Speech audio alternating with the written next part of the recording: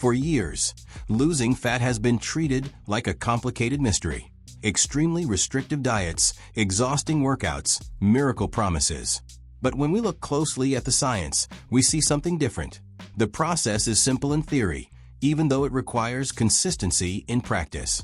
This documentary shows how to lose fat with 3 simple steps, based on real evidence from human physiology.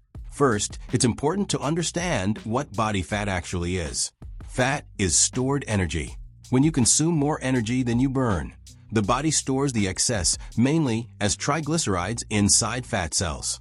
When you consume less energy than you burn, the body needs to tap into those reserves.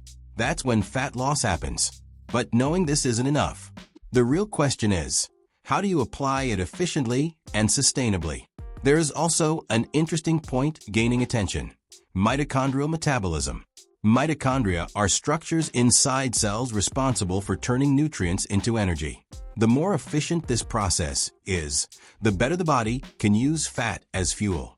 In this context, some people look for compounds that support mitochondrial function and energy metabolism, such as mitolin. It is known for combining ingredients associated with cellular energy production and metabolic support. It's not a magic solution, but rather a possible complement within a broader strategy that includes proper nutrition, training, and sleep. If you want more technical details, the link is in the description or pinned comment. Now, let's move to the 3 simple steps. The first step is creating a controlled calorie deficit. This means consuming slightly fewer calories than you burn each day. We're not talking about starving yourself. Studies show that moderate deficits, typically between 300 and 500 calories per day, are more sustainable and better at preserving muscle mass. A diet rich in protein, fiber, and minimally processed foods increases satiety and makes it easier to maintain this deficit without extreme discomfort. Protein is especially important because it helps preserve muscle during fat loss and has a higher thermic effect, meaning the body uses more energy to digest it. The second step is signaling your body to maintain and build muscle. This primarily happens through resistance training. When you lift weights or perform strength exercises, you send a clear message to your body. This muscle is necessary. During a calorie deficit, the body tries to conserve energy. Without stimulus, part of the weight lost may come from muscle. With proper stimulus, the body prioritizes muscle preservation and relies more on fat as a fuel source. Additionally, more muscle mass is associated with a higher resting energy expenditure. It doesn't mean your metabolism will skyrocket, but every pound of muscle contributes to a more metabolically active body. The third step is regulating the invisible factors: sleep, stress, and consistency. Poor sleep disrupts key hormones such as leptin and ghrelin, which regulate hunger and satiety. Sleep deprivation increases cravings for high-calorie foods and reduces appetite control. Chronic stress also affects eating behavior and may influence fat distribution. Studies associate prolonged elevated cortisol levels with increased abdominal fat accumulation.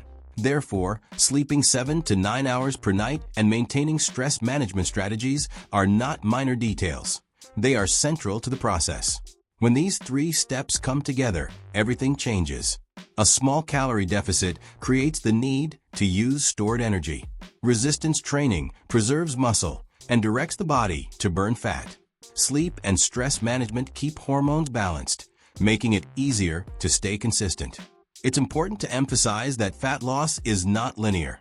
The number on the scale can fluctuate due to water retention, muscle glycogen, and other factors. Fat is lost gradually over weeks and months. Consistency beats short-term extremes. It's also worth remembering that no specific food burns fat on its own. What exists is a favorable metabolic environment. A balanced diet with adequate protein, vegetables, fruits, quality fats, and carbohydrates adjusted to your activity level creates that environment. Regular physical activity increases total energy expenditure and improves insulin sensitivity, making it easier for the body to use fat as fuel. Supplements may play a complementary role. Caffeine, for example, has evidence showing a small increase in energy expenditure and improved performance. Compounds aimed at mitochondrial health, as mentioned earlier, are being studied for their potential impact on cellular energy production. But no supplement replaces the three fundamental pillars. Losing fat, therefore, is not about extremes. It's about strategy, creating a small calorie deficit, training to preserve what matters, sleeping and managing stress to keep hormones working in your favor, repeating this process week after week. When we understand the biology behind the process, we realize it's not about endless willpower, but about aligning behavior with physiology. The body responds to clear and consistent signals. And when those signals are applied correctly, fat stops being a mystery and becomes simply stored energy waiting for the right moment to be used.